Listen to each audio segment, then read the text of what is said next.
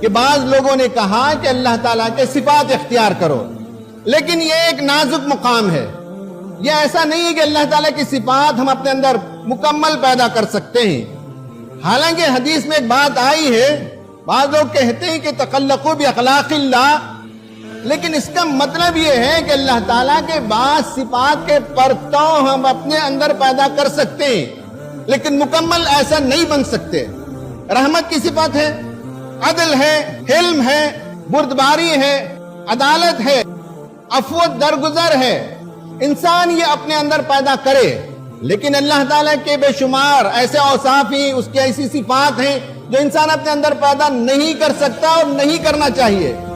اللہ تعالیٰ سریع الحساب ہے، بہت آسانی سے جلدی سے حساب لے سکتا ہے۔ اللہ شدید العقاب ہے، سخت ترین بدلہ لے سکتا ہے۔ عزیز ذو انتقام ہے، بدلہ لیتا ہے اور آل پاورفل ہے۔ یہ اس کی حاکمیت اور اس کے قادر مطلق ہونے کے شایع نشان ہے۔ تو یہ بہت نازک مقام ہے کہ اللہ تعالیٰ کے صفات کے کچھ حصے پیدا کر سکتے ہیں، لیکن خدا جیسے رحمت کر سکتا ویسے نہیں کر پاتے ہم۔ خدا جیسے عدل کرتا ہے ویسے نہیں کر پاتے۔ جب بھی ہم عدل کرتے ہیں تو کہیں نہ کہیں کسر باقی رہ جاتا ہے۔